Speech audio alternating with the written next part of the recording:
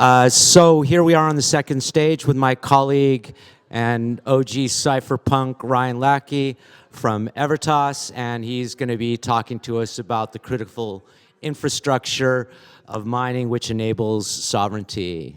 Ryan, please take it away. Hi, thank you very much. I'm very happy to be here. This is one of my favorite conferences, and I love coming to Europe. I was in Singapore until about 12 hours ago and got on a plane, and now I'm here.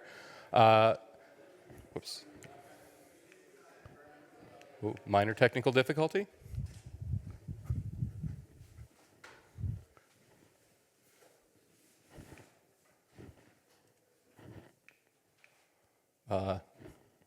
Annoying technical difficulty? Yeah, that's the thing I'm about to do, yep. Yeah, yes, indeed. One other thing to try is to unplug the dongle, unplug it back in again, and it'll probably work. No? Okay, cool.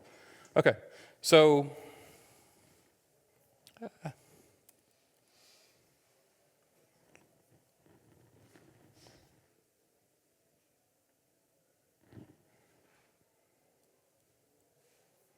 I'm confused. This computer would like to be an open source thing and not a Mac, and it is. I'm going to quit the app and start it again.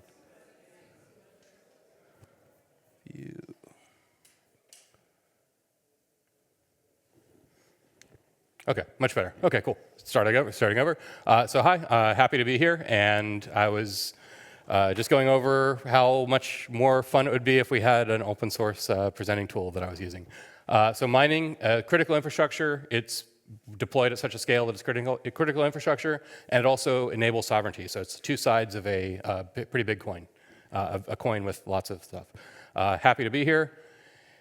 Who am I? So I'm a cypherpunk. I was on the Cypherpunks mailing list back in the 1990s. It was very interesting as a teenager to discover this world of like cryptography where you have no power to do anything at all when you're a 13-year-old kid. But if you discover public key cryptography, you can build something that no amount of everyone else in the world combined can defeat, and that's a pretty attractive thing as a kid and as an adult. I'm Chief Security Officer at Evertas. We're a crypto insurance company. We have been around for about 7 years now. We are a Lloyd's cover holder, MGA. We do a lot of insurance for crypto. We do about 35% of the world's Bitcoin hash rate, the property insurance behind it for a lot of the big public miners and everybody else. It's pretty fun. I'm very interested in security, sovereignty, network states, all sorts of stuff like that. I was just at the Network States Conference and Network School thing that Balaji from Coinbase had started. And it's out in Singapore and Malaysia. Very interesting, lots of cool stuff around that. I travel to a lot of conferences and see a lot of cool projects like this. We do a lot of crypto custody insurance, a lot of Bitcoin insurance, and it's a very interesting field, and we get to see, as an insurer, the best thing about insurance is you get to see when things go wrong, and you get to see what procedures people put in place to try to prevent those things from happening in the future. And risk is our business. So why would you ever use insurance? This is just a quick summary. It's basically, you have a 2x2 matrix of events. You've got things that are really frequent, things that are not frequent, things that are highly severe, things that are not severe. If something is very frequent and very severe, you do not have a business. If things are very frequent but very not severe, they're just like a routine cost of doing business. If things are not very severe and not very frequent, you don't really care about them. So insurance is really for those things that are very, very severe but very rare. So one of the things that's most interesting in the world is money, for a lot of reasons and a lot of technical, structural reasons and everything else. Unfortunately, the money we have is not really fit for purpose. And I would say the killer app for Bitcoin to date has been store of value, protecting assets, all sorts of things like that, but it's all related to money. Traditional finance, you would think, might have solved this. It's been around for I don't know, depending on who you believe, since 5000 BC or before. So it's been around for a long time. You would hope that it would solve things. Unfortunately, there's a lot of reasons why it hasn't done so.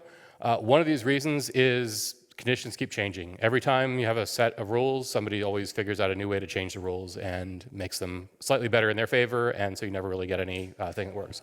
We had the gold standard for a very long time, and then lots of things built on top of the gold standard which work pretty well, but it put some constraints on people that unfortunately were people who also had a lot of power to change things, and they chose to change things and got rid of the gold standard. So there's that. And there's always, people find novel ways to take a risk. There's a famous saying of like picking up nickels in front of steamrollers, and people will do that. So there's a lot of reasons why the traditional financial industry is not quite as sound as we'd like it to be.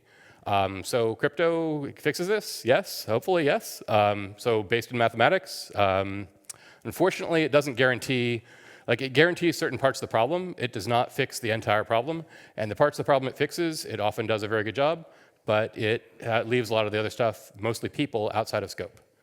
And one of those issues is people always want to make more profit. So you give the machine, if you gave somebody, if you gave, that was, this is set up to be challenging to, Yeah, it's kind of like there, okay, cool. Yes, exactly, yes. That was actually because I had a VM on a separate workspace that I switched to, which made it even more challenging. Okay, great. So people, if you give them a golden goose, they're going to say, how can I get more gold out of this goose faster? So they're going to do something, and they'll do leverage. So you can do all sorts of crazy stuff. And especially in the non-Bitcoin world, like in the other protocols world, people have done a whole lot of things to take a base asset and build a lot of stuff on top of it. But even in the Bitcoin world, people are building all sorts of crazy leverage systems on top of their Bitcoin. I mean, the most obvious way is you use a centralized custodian, you loan them money, and you say, loan them Bitcoin, and you say, come back. But this has been a problem. And then you've got all sorts of stuff, like it's simple to describe like a loan, but then you've got all sorts of crazy stuff like collateralized debt obligations and everything else. And people keep building these crazier and crazier systems. It doesn't really make a whole lot of sense. So there's always hidden financial risks. If you don't know exactly what those risks are, clearly you don't know enough about the system. So you need to learn more about a specific system, figure out as many risks as possible, and it's pretty good to know. But there also are some alternatives. You build like actually sound money, and then you use the money as a tool, and you build a real business, and you use the money in the course of doing this normal business. And that works a whole lot better. Not as fast to make money, but does actually work, and does not blow up in the same way. Because there's the famous like missing step with the underpants gnomes, and yes, the underpants gnomes step is usually the rug pull. So the sort of traditional model, do things, I mean, it's crazy that traditional is like the early 2000s startup period where you build a startup using things and actually do stuff, but it does exist. And now we have the crypto protocols where you build the crypto protocol white paper and then you exit before you start. And it does not work very well. And I must apologize that I was on a crypto foundation board for a while, so I'm pretty familiar with how a lot of the problems happen. And it is mostly step-by-step, not like a single process. So yes, we have these problems. And we keep building models. So these are all issues. And we've got some solutions that are much, much better than this. And unfortunately, one of these solutions is not re-centralizing risk. So one of the things that people tend to do is they build a system and then they build other stuff on top of that system. And in a lot of cases, you end up with people wanting that end up in power certain systems that sort of change them to their own benefit, and it is not necessarily to everyone else's benefit. So you have had systems that were proof of work-based systems that have switched to proof of stake system, or proof of work systems that have switched to proof of stake systems, which worked well, and then you ended up with a lot of stuff built on top of it that wasn't necessarily ideal. So one of the things we've noticed is there's a lot of fundamental problems with staking systems that you do not get with proof of work systems. They basically come down to, while decentralization, it's the crazy problem that you basically tell people, if you have a problem, you only need a rule to prevent something that people want to do. So if you have a system where there's an inherent desire to become more and more centralized, you have to have artificial rules and talk about how much you want to be decentralized. If you have a system that's inherently decentralized, that it doesn't have any centralizing impulse, you don't need to have this sort of countervailing force. And unfortunately, staking seems to be something that has an inherently centralizing force. There is a sort of a model where every individual participant is doing staking with tokens that they've accumulated, and they're all independent, and you have a large number of users. That does not seem to be reality. You end up with staking providers. There was a really interesting report from Trail of Bits about a year and a half or 2 years ago that looked at the surface level of a lot of the staking systems, and there were limited numbers of participants. Some of the systems have thousands of participants, some of them have tens, but underneath them, there's a lot of infrastructure layers that are in common. So you ended up with like AWS is the primary infrastructure layer behind almost every one of these things. So you have centralized entities behind most of these systems, and it's highly, highly centralized, which is pretty terrifying. And we've been in a very interesting world where the sort of like a honeymoon period or whatever, where no one was really attacking these systems that were technically not as decentralized as they would like to be, and they sort of got a pass, like just because they said they were decentralized and operated as if they were decentralized. It did work pretty well, but that does not seem to necessarily be a long-term model. You mean the Proof of stake, yes, yes. I was the only one criticizing them. For Even hearing this in this conference. I mean, there's certainly good things about proof of stake. It's not, on balance, maybe I'd say proof of work is better. There are certainly good aspects of it, but it seems to lead to very bad outcomes in most cases, and it's pretty sad. There are models, there maybe are hybrid that work, but in general, yes, I would say thank you for being the voice against proof of stake during that period of time. You're the only other one that I know. There were a limited number of people that thought it was a bad idea. Most people, the problem is if you tell people there's going to be this problem, either the problem doesn't materialize and they then whatever, maybe it doesn't materialize for some other reason, or the problem happens and then they just remember you as the person who made them feel bad because, yeah, so there's not really a winning strategy there. However, there are decent alternatives to this. Miners work pretty well. And ironically, you had miners do the gold standard in the regular TradFi world solved a lot of problems. Like the gold standard actually did work pretty well. But basically, you've got proof of work, proof of stake, and proof of authority systems. And they have different characteristics. And the things I care about the most are honestly censorship resistance, and that is, everything else really feeds into that. And I don't really care so much about the other aspects of it, except to the extent they affect being censorship resistant and durable, but everything else is a factor in those things being censorship resistant and durable. We end up with a lot of systems, like there's not an inherent reason why proof of stake and proof of authority systems have to be geographically centralized, but in practice they almost always turn out to be. Whereas proof of work systems, especially if it's a simple work function like Bitcoin mining, tend to be they're the most aggressive exploiters of cheap electricity anywhere in the world. Like you can go. Can you talk maybe just a little bit about like what risks you're kind of maybe implicitly assuming with geographic non-diversity? Yes. So Like a jurisdiction. there's yes. I'll do that in a second. Yeah. Can you repeat his question? Yes. Yeah. I'll just go over each of them is probably the best way to do it. Okay, so substantial capital investment is an important factor because you basically want some buy-in from the existing community. And this is maybe the biggest negative of proof of work is just the scale of investment that's required to do this at scale, but the minimum scale required to do proof of work is not very high. Like you can do home mining, you can do everything else. So what really matters here, what would be negative is if the absolute minimum standard is very high, but in this case, proof of work is pretty, it's actually interesting. It's sort of a U-shaped. It makes sense to do proof of work mining if you can do your own labor and if it's in your own place with not a lot of additional infrastructure required. But if you have anything that is commercial scale, it doesn't make sense until it gets much bigger, up almost into the public miner. Until you get up into like the public miner size. So there's a weird U-shaped function where individuals are sort of benefited by doing stuff like this. Proof of stake and proof of authority, they don't necessarily require the same investment in infrastructure, but some of them do actually. If you look at like EOS is a great example of having like a super high-end hardware requirement, and I think Solana has fairly high hardware requirements, but they require a relatively small minimum size for hardware investment. But it's a factor. Censorship resistance is the thing that I care by far the most about. And the great thing about proof of work is that everyone's mine coin is the same as anyone else's mine coin. So you can't really censor who's doing the mining operation, whereas proof of stake and proof of authority, to some extent, you can restrict who's allowed in the set. Some of these protocols are very club-like, and you're only allowed to participate if you're in the club. In other ones, you have a certain amount of assets and you're allowed to participate in the club, so there's that.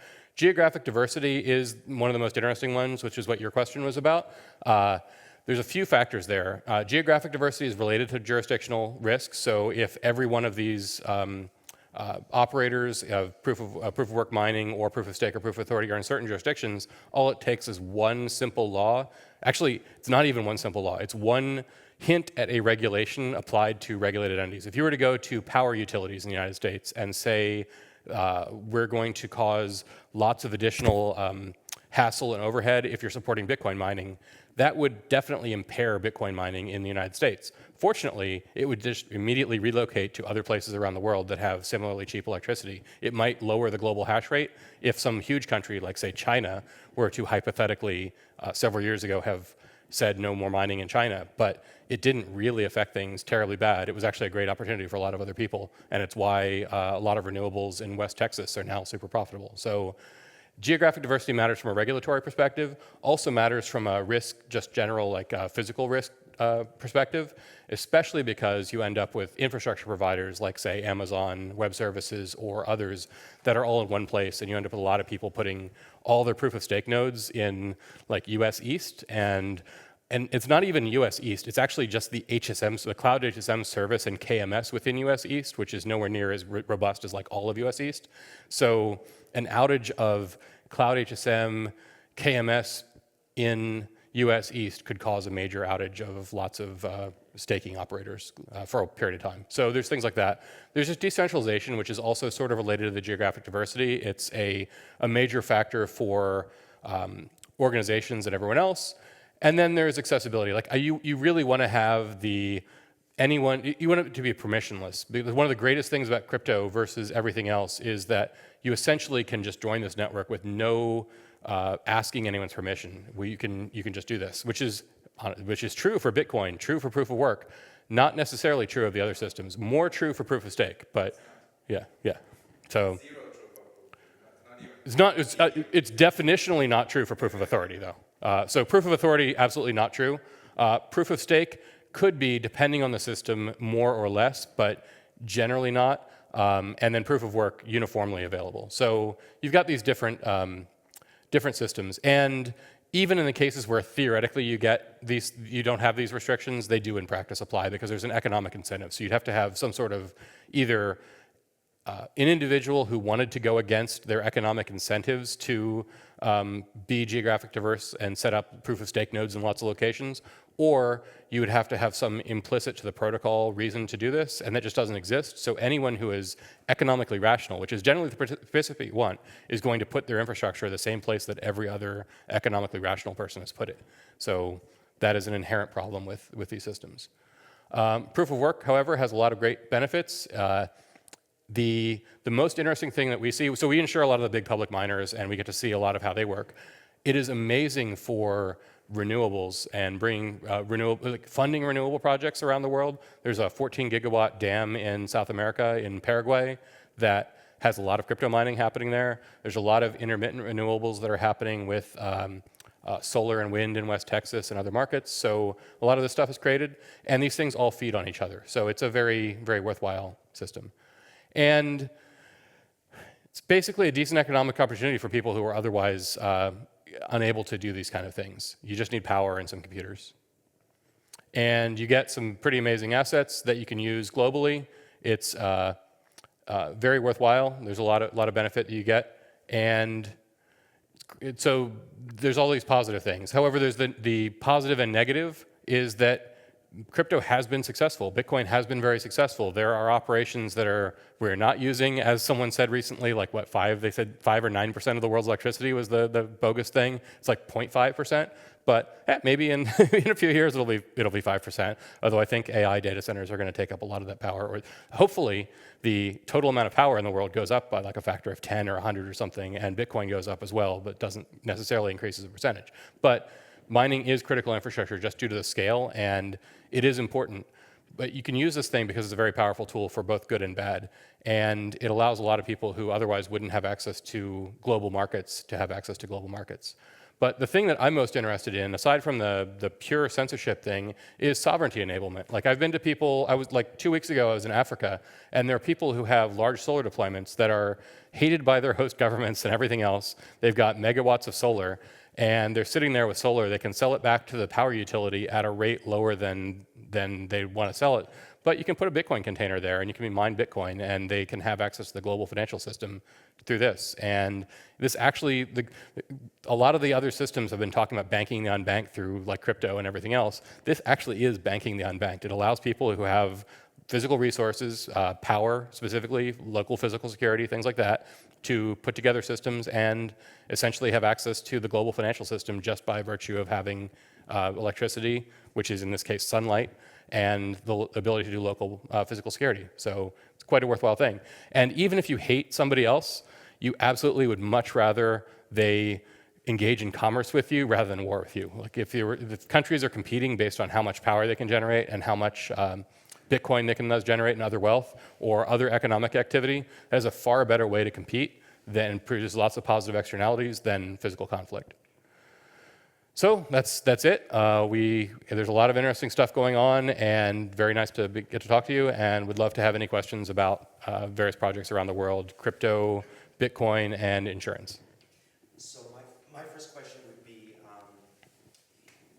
with the centralization arguments that we see, around data centers and large providers and pools and everything, isn't the decentralization argument that if there was a shutdown for adversarial reasons or climate reasons to one part of the network, that advantages people that are that advantages people that are like using bitaxe miners and things like that? I mean, wouldn't they pick up the rewards because of picking up the hash rate, decentralization in this case gives you resilience. If you lose if you were to lose all, let's say that huge 14 gigawatt dam, if you lose that 14 gigawatt dam, other miners will just pick up those blocks. It will, if you lost an entire country, if you lost 50% of the network or something, it does affect the production for a while. There's a lot of factors that come in there, but the network corrects in the case of proof of work. However, if you had a proof of stake network, there's all sorts of problems with if you have a certain subset of the network goes offline, there's actually a hard restart problem and all sorts of other problems. So I would generally say there probably is a threshold number where if you lost enough Bitcoin mining, you'd cause like systemic problems and everything else, but that number is single-digit percent left online, so you'd be pretty robust against those attacks. And then my second question would be that we throw decentralization around as a buzzword, and I would argue that at the highest we're actually a distributed system and not actually a decentralized system. It's my challenge to you, with the expectation, with the length of time that you've been in the business, with the clients that you have, do you think that decentralization has increased or decreased over let's say the 10-year period where commercial mining has really become the majority of our hash power? So there's a difference between realized decentralization and potential decentralization. There's no choke point in the proof of work system, so anyone can be replaced. So even if somebody were to come out with like 1 cent per kilowatt electricity and be the most efficient miner in the world and had all the best chips, they might mine all the blocks for a period of time. There are people who have stranded power, who have existing hardware, things like that, who are continue operating. So they would not end up in reality mining all the blocks, but if somebody were to decide that they would spend all their money creating this new power source, like say fusion. The first guy to create nuclear fusion discovers he's got like legitimately too cheap to meter electricity, buys up all the miners from everybody really cheap, operates it centrally. Even if they're centralized at that point, as soon as they do anything counter to the protocol and counter to network stuff, somebody else can immediately pop up and do the same thing. So it prevents people from monopolizing their position, even if they do have a commanding monopoly position, which is the main benefit of a permissionless network. So you would argue that the game theory has held so far and will continue holding? I mean, it would be nice from generally, yes. From a regulatory risk perspective, there's the short term and the long term. In the world where there's a lot of big public miners that are the majority producing blocks on the network, there is a potential that there could be a short-term disruption if there were some action taken at government levels or whatever, which is unfortunate, and it would be nice to have more decentralization and everything else. It's economically not viable at the present time. However, that would be a temporary disruption, and we haven't had it happen yet. The biggest event that Bitcoin has seen has been the China move thing, and that really wasn't that much of an issue. There was a lot of fear about what would happen if it's better that it happened when it did than if it happened earlier, where it could have caused more problems, or later. So I don't know. I think in reality, yes, it's been pretty reasonable. Please, Aaron. You mentioned one benefit of, I guess, considering mining as critical infrastructure as being improving grid resiliency. Yeah. Do you mean that in the sense of having use for excess capacity, or what are a few different reasons? So Bitcoin has been amazing for renewable energy because it's basically the perfect sink for power. And if you look at specifically the Texas grid, which is the easiest one to model because it's a small, geographically isolated grid with lots of renewable power now. It's amazing that there's more renewable power in certain states that are on one political side than the other, despite it being not there or whatever. But you end up with shortages of transmission capacity within the state. You end up with intermittent capacity and weird loads. So Bitcoin miners are able to shut down at any given time. They lose like one block at most or whatever. So they are very comfortable with signing long-term power contracts because they care about cheap power, which finances renewables build-outs, and they're very happy being preempted. As long as they're getting paid to be preempted, they're perfectly happy with that. Okay, so kind of like the liquidity of it adds power liquidity. That they're using in some sense. They're a buyer of last resort and a buyer of like first dollar on all these projects. They're also technically sophisticated, especially about power and things like that. So they are willing to look at first principles at a new project. Like if you come to somebody with the idea of like powering micro turbines from flare gas, most people in the world that are power users, like me at home, things like that, we're not going to be at a scale to do this, or we're not going to care in like 50 kilowatt units. They're unique because they can be, they have capital to do this, they have the intellectual resources to do stuff, plus they can be inherently decentralized or distributed across a lot of locations in a field. So they're very good as buyers of the services. Cool. Thank you. Cool. Well, cool. Thank you very much. Thank you.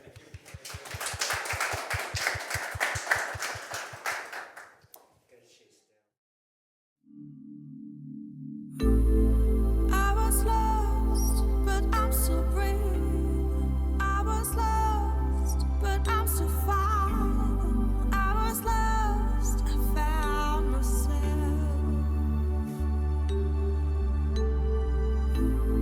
I was lost, but I'm so brave. I was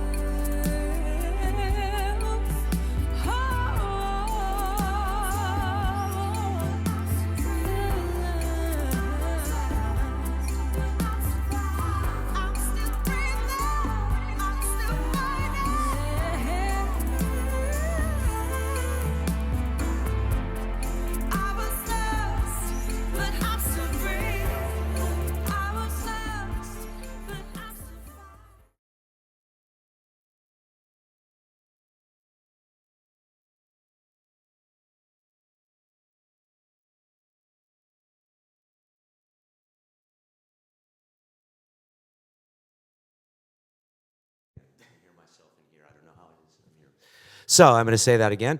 We're here at the last talk of the day on the second stage at the Proof of Work Summit, introducing my colleague Ben Dewall, who's going to be talking about action happening at the edges.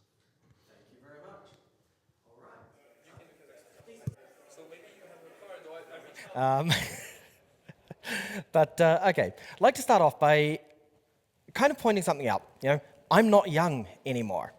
I used to be young, and then I kind of ended up not being young, and I'm not quite sure how that happened. But it's one of these things that just kind of happens over time. You become not young, and it's a little bit annoying, actually. But one of the things about not being young is that I've seen a lot of stuff change. I've seen the world change around me. I've seen people make stuff change, and I've seen stuff changing without people really thinking about how and why and just kind of letting things happen around them. And I've been thinking a lot about change. And one of the weird and interesting things with change is that change requires action. You can look at it even from the most fundamental physics perspective, if you want, and say that anything requires some kind of energy input in order to actually happen. If there's zero energy, zero heat, then nothing happens. Eventually the universe may end up in a heat death, and then nothing happens anymore.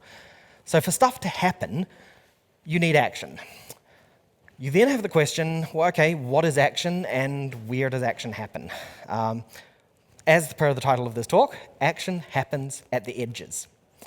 So what does that really mean? Probably the first thing to really think about is that change never happens directly from the middle of a system, the very deep inside of a system. Change always seems to happen from external pressures, from stuff happening from outside the system, or maybe from the very edges of that system itself. And that's really what I'm talking about here with action that happens at the edges. So change can be good, change can be bad, change can be neutral. Change is just things happening, which are different. And often change is undirected. Undirected change tends to be very short-term goal-oriented, as in you think about the need for I'm hungry, I want to eat something, then I won't be hungry anymore. It's a change. It's a positive change, probably. But you're not really thinking about the long-term effects of it. You may, however, say, I want to lose weight. I want to become healthier. So I'm going to think about what I eat, and I'm going to think about when I eat and exactly what kinds of stuff. So that's a more long-term directed change. So you've got undirected change and you've got directed change. All of this is going to get to a point about Bitcoin, but I'm going to take the long way there because I think that's more fun. So instead of talking about Bitcoin, first I'm going to talk about biology. So there's this really cool experiment that you can set up, and you could set this up at home, but I actually advise against it just because you can accidentally do something pretty dangerous. Take some bacteria, something that generally speaking can be killed by penicillin. Put it at one edge of a petri dish. And then a little bit further over, put some penicillin, just a little bit. A little bit further over from that, put a heavier concentration of penicillin. A little bit further over from that, an even heavier concentration. And then let it grow. Let the bacteria grow in this culture. What you'll see is the bacteria will grow up to the penicillin and then stop. Then some time will pass, and you'll see the bacteria grow a little bit further over that first layer of penicillin. And they'll stop at the next one. A little bit later, it'll grow again over the next layer, and so on and so on. What you are actually doing there is breeding a superbug, essentially in the exact same way that happens with MRSA in hospitals, methicillin-resistant Staphylococcus aureus. The penicillin is killing most of the bacteria. So the bacteria reach it and they die. But every so often, there's a mutation in the bacteria, and that allows some of them to survive a small amount of penicillin. So you now have penicillin-resistant, or slightly penicillin-resistant bacteria who can grow over that next layer. They hit the higher concentration, and you have to do the same thing again. If you took some of the heavy concentration of penicillin and dropped it on the other end, all of those would die. It would just kill them. But at the edge, where the bacteria reached that layer of penicillin, change happened. Evolution happened. You also see that with macroevolution. So without going into too much on different things, the peppered moth is a really cool example. Peppered moths come in two colors, white and black. White peppered moths are kind of mostly white with a few black speckles. Black peppered moths are mostly black with a few white speckles. And birds eat them, so they've got natural predators, that kind of thing. During the Industrial Revolution, around cities, the white peppered moth disappeared because all of the buildings, all of the trees, everything got darker from the smoke from the Industrial Revolution. And the white peppered moths got eaten. The black peppered moths did not get eaten. So, change happens when there is an external pressure coming in or when you hit a barrier of some kind. That's action happening at the edges. It happens with more than biology, of course. So, language is a really cool one. By the way, all these pictures are AI generated, so excuse this guy not having a face. That's just what happens when you ask DALL-E to generate images for a PowerPoint slide. So, the same thing happens with language. I think everyone's generally aware that Spanish, Italian, Romanian, French are they're Romance languages. They're in the Romance language family. They all evolved from Latin. At no point did a Latin mother give birth to a Spanish-speaking baby. That's ridiculous. That never happened. You generally think that your kids speak the same language that you do, but actually they don't. Your kids don't speak the same language that you do. How many of you are familiar with Gen Alpha kids? Phrases like skibbity toilet and Ohio Riz. Do you know what those things mean? I don't. But those are terms that Gen Alpha kids use. They're part of the language that's being used by young people. Over time, language drifts and it changes. And what once was Latin is now French and Spanish and Italian and Romanian and Romansh and a few others. So, how did it change? Well, it's two main ways. One is exactly that example I gave, young people. The edge of our age range in humans is where that language change happens. The young people have their own language. Us older people, we grow, we eventually die, and now those younger people have their new modified form of the language, and then they become the old people, and their younger ones have a new modified form of the language. So language changes over time. It also changes at the edges of physical contact. So in the age of exploration, you would get on a boat and you would travel halfway around the world and maybe trade spices with some people, and you'd have to be able to talk to them. So you would speak to them, they would speak back to you, you'd kind of figure out some kind of linguistic compromise, and words would drift in and out of those languages. So the languages are changing by contact. So at the edge of our age range and at the edge of our physical space, action is happening in linguistics. Action also happens in companies. Business innovation is a form of action happening at the edges. There's a couple of good examples of that, but if you think of the idea of skunk works, so that idea first came from Lockheed Martin, their, what was it called? Their Advanced Development Programs system. It was a secret back kind of thing that Lockheed Martin did to develop interesting, new, cool stuff outside of their main corporate structure. Lots of companies do that now, and we use the word skunk works for it fairly openly and generically, but I've worked in some very big corporates. I also worked in some very small startups, sort of everything in between.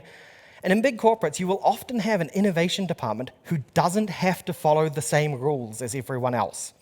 They don't have to have the same kind of reporting into the central management. You get given some kind of budget, and you get to play with it. You get to experiment. You get to do things that other people inside the company in the other departments wouldn't be allowed to do, because that's how change happens. Action happens at the edges, not in this central core of the company. A nice little anecdote for a story like that is actually McDonald's. Who here likes eating at McDonald's? Okay, a couple of people. I was expecting kind of zero because it's not popular to say you like eating at McDonald's, but it's a thing. The filet-o-fish was not supposed to exist. There was a time McDonald's pretty much only sold the beef hamburgers, back early 1950s kind of thing. And Actually, remember. all right, yep. And yeah, the management said not a lot of people are buying our burgers on Fridays and during times like Lent. So there are religious reasons that people choose to not eat the beef hamburgers. Can we offer them something else? And central management came up with the idea of the hula burger, which is basically a Big Mac where you replace the beef patties with slices of pineapple. It did not go over well. Nobody was really that interested in it. It didn't sell particularly well. But one guy in one small franchise said, I'm going to make a fish burger instead. There were some competition reasons for it and so on. Central management hated the idea, so they ran a competition. Everyone will sell hula burgers and this new fish burger side by side and see which one wins out, and of course the fish one won out. So worldwide, McDonald's now has Filet-O-Fish because one franchisee said, I'm going to do this instead of that silly pineapple thing. So again, it's action happening at the edges, not from the centralized system. It's also true for political action, of course. So, I think most people are generally aware that in politics, you can influence a lot by pushing, by talking and saying, I want this to happen. You organize action groups, you organize activism. It can even be relatively outside of the system kind of activism. If you think groups like Just Stop Oil are failing to do anything, then you're not actually paying attention to how much politicians are doing things because of the actions of these activists. So, in politics, you can influence things from the outside. Centralized politics doesn't like this in general, so they have a couple of ways to fight against it. But I would say the fact that they fight against it even shows that they know this is how action happens, this is how change happens at the edges. If you look at, for example, the rise of populism in general, populism involves getting people to like you for who you are rather than like you for the things that you're going to do. So it engages people's emotion rather than people's intelligence. Populism allows for people to kind of push down the edges by getting the masses to have a particular feeling, a particular idea, and then the centralized force can try to express that without letting those pesky edges get in the way. Authoritarian governments often do it another way. They will have a very well-paid, well-enforced military who have really good lives. And those militaries don't want to lose their really good lives. So you can use the military to oppress the people. So get rid of the edges. But you see what they're doing? They're getting rid of the edges because they know that action happens at the edges and they don't want to see change. Kids. That's a freakish AI image. I probably could have chosen a better one. That kid is disturbing. I don't know, it looks to me the way that I look at school. Possibly, yeah. I pretty much just tried to generate bored kids in school. But, okay. How many kids out there can name 100 different Pokemon? Okay, my daughter is raising her hand. Excellent. How many kids out there can remember 10 things that the physics teacher said in physics class? Most of them not. Why? Yeah, they're not interested in what's going on in school, so they phase it out, they tune it out. But that's largely because there's this centralized push to say this is what you must learn, and the kids naturally resist that because humans naturally resist that. But you will easily go and learn 100 Pokemon name because it's cool and it's interesting and you're doing it on your own. If you go and learn something on your own, you remember it, it sticks, it stays. Somebody tries to force information into your head, maybe some of it will stay. Actually, there's this old idea that when you stand in front of a group of people talking about something, they will hear 10% of what you say, they will remember 10% of what they heard, and they'll be able to repeat 10% of what they remember. So it tends to be pretty low. I'm sorry, can you repeat that? No. Okay. It's also true with cultural evolution, cultural change. So, we've got artistic movements, things like music. Once upon a time, jazz was considered this countercultural kind of thing. You wouldn't talk about jazz music in polite company, and then later punk music, and then later hip-hop music. These were all the edges of society. They were this countercultural idea, and now those things become mainstream. And the things that are on the edges today will become the mainstream, because they are changing the way that we view the world. Once upon a time, graffiti was just this dark underground thing, people going and painting on walls, and now you have, professional graffiti artists. You have people being paid lots of money to go and draw murals on walls in a graffiti style, and I think that's great. But it's a different approach than what you really expect, because you expect people to say, oh no, this thing is bad, so we push it out. That's actually not what happens. People say this thing is bad until that thing comes in and takes over. You even see it in other parts of cultural revolutions, like the rights of LGBTQ people. So, no matter what your personal opinions may be, it is true that once upon a time, if a man came out and said, I'm in love with another man, that's nearly a death sentence for him, and it still is in some parts of the world. But societally, that was never acceptable. Now, you're just like, okay, yeah, that's a thing that happens. That's normal, nothing different. So, as people gain rights, we can see, there's a lot more acceptance of different ways of thinking, different ways of being. And that's, again, this edges of society pushing in. One last thing before we get onto Bitcoin, I promise, is, of course, science. So, in science, you look at things like quantum physics. Quantum physics came out of people studying the boundaries of classical mechanics. So, when we're studying classical physics, some things don't work. Why don't they work? And you have to come up with these other explanations, and quantum physics kind of fits in there. So there's still actually a big gap in physics where we can't quite get quantum to work well with classical mechanics. But those edges are where we started getting new ground and new understanding. The same in biological sciences. So CRISPR, gene editing, came out of trying to improve other biological systems, and we saw how particular viral agents act on living tissues, and we said, hold on, we can replicate that and we can use that for gene editing purposes. So scientific breakthroughs are also coming from the edges rather than from the centralized groups. If you look at centralized pharmaceutical studies, for example, that's all about taking the existing stuff and using it as much as possible. The actual research is on the edges. So finally, that brings us on to proof of work. Specifically, I talk about Bitcoin most of the time, but you can imagine this in relation to anything, really.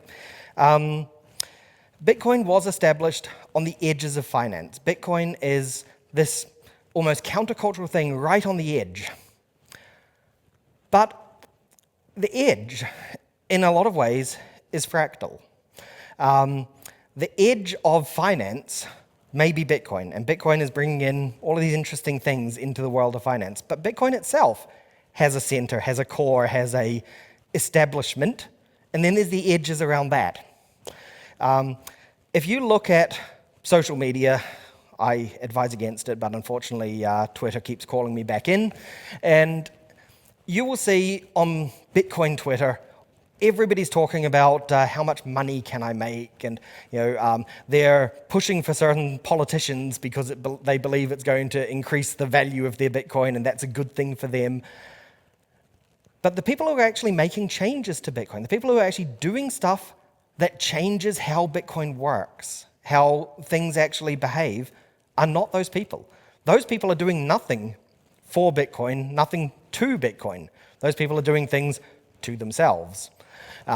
Trying to make themselves rich. Okay, fine, if they want to be rich, that's their prerogative. I don't care. I don't have that much of an interest in being rich. I have an interest in changing the world. I have an interest in making the world a better place. And that's where you see all of these other technologies that are especially being talked about in conferences like this. People coming along and saying, well, okay, what are all of these different scaling technologies? How about we use this technology in combination with that technology and bring them together and actually do something interesting? And all of these things are what actually changes Bitcoin and makes Bitcoin different and better, usually, in some cases, maybe worse in other cases. Like I said, not all change, not all action is positive. But it is at least change, and it's something you can try. So here's a little imaginary story. So we can, if there's any anthropologists listening to this now or later, I apologize. Let's go back to the caveman times, and there's two cavemen sitting there, Ugg and Bug. And Ugg says, I think we should eat rocks. And Bug says, there was a forest fire, and my pig meat tasted better after that forest fire. So I'm going to hold my pig meat over the fire from now on before I eat it.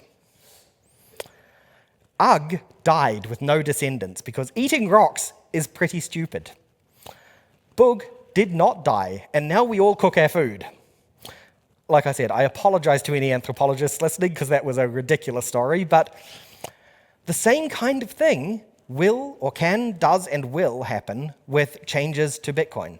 When we look at all of these different scaling technologies, some of them will work, some of them won't. When we look at all of these other ideas, whether it be ordinals, NFTs, some kind of new idea. Actually, I think proof of stake is a perfect example because it's stupid and doesn't work very well as an idea, my personal opinion here. But I think it will die on its own because it's the bad idea. It's the eating rocks. Whereas some other ideas will be the cooking food. And right now, maybe even for some of these ideas, we don't know which one is which.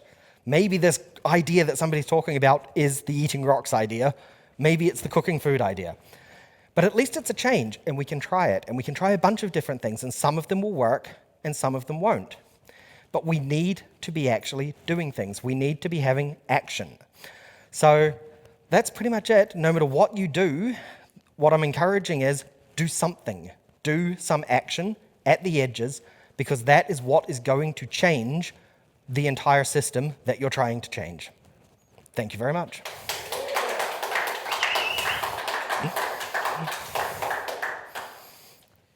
What do you think of the key cypherpunk principles, that we espouse over and over again? Which one of them do you think led the most to, or enables most change to happen at the edges? That's a very good question. I would say probably the most important principle is critical thinking, in that you do not just dismiss things because you don't like the sound of them. You have to be willing to throw your own ideas and other people's ideas up against a wall and see what sticks, and trying things, essentially a form of open-mindedness. And I would say it's even not just a cypherpunk principle, it's a general anarchist principle of being willing to try different things and being willing to see what works and what doesn't, and the humility that goes along with it. So actually being willing to say, I was wrong, being willing to say, I don't know to a lot of things. People always seem to get stuck on that one. They're like, oh, I don't want to say I don't know because it makes me look stupid. No, I don't know is a much better answer than the wrong answer. And I think those kinds of principles are the principles that enable good change. So I think curiosity, so intellectual curiosity, the willingness to experiment, right? The willingness to be wrong. I think those are all really, really super key principles. And the older I get, the more I've learned from experience how important that is. Because man, I've been wrong so many times. Yeah. Same. I would actually advocate that it's the permissionlessness of the open source ethos that is what turbocharged, the experimentation that we're seeing. I think that's a good argument. However, I would actually maybe frame it slightly differently in that I view, maybe it's just because I've been an anarchist my entire life, I view the world already as being permissionless. Permission is something that gets laid in over top, and you are free to ignore it.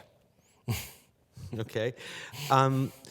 So are you open for the possibility that Bitcoin is not our end station? Yes, I think it's very unlikely from what I've seen, which is why I consider myself a Bitcoiner. I think from what I've seen, all of the information that I have, I think Bitcoin is the thing that is going to succeed. I think it's going to bring a lot of interesting things out from outside. So from a lot of these other non-Bitcoin projects, I think there's going to be a lot of technology that is going to be utilized in some way, and it's going to be very interesting to see what works and what doesn't.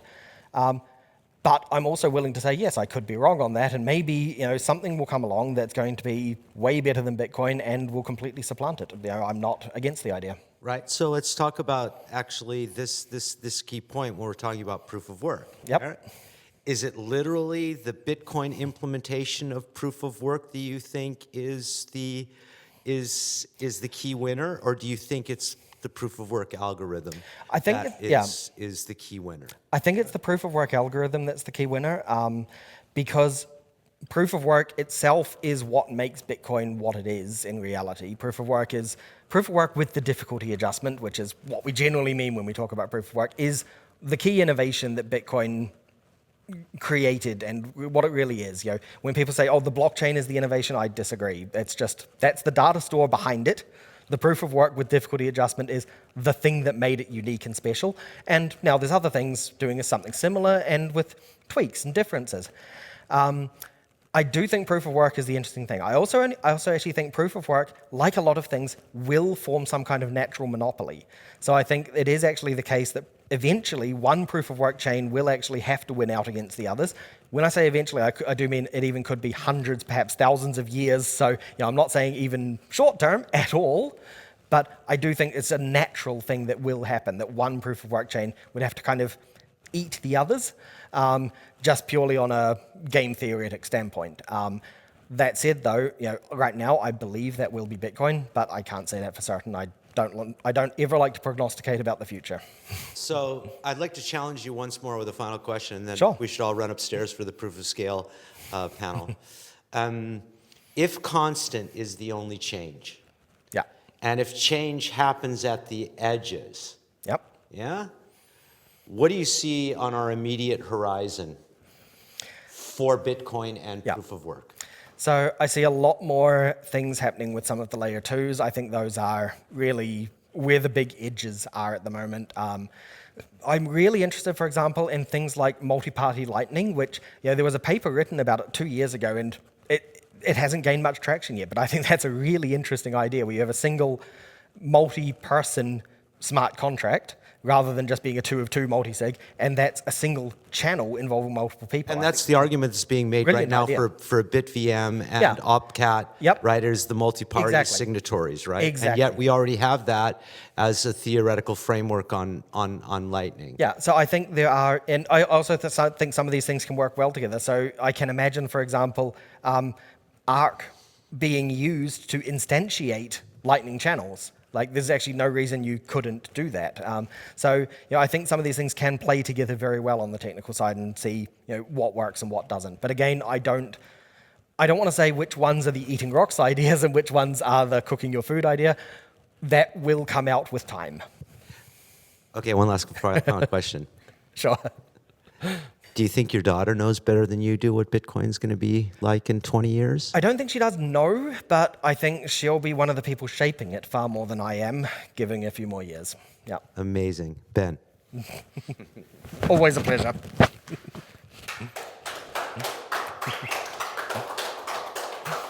So we've got one final talk. If you want to switch over to the live stream on stage 1 is the Layer 2 panel, which is being moderated by Janusz, and we have all of our L2 people up there at the main stage. Thank you so much for joining us, and I'm going to run upstairs.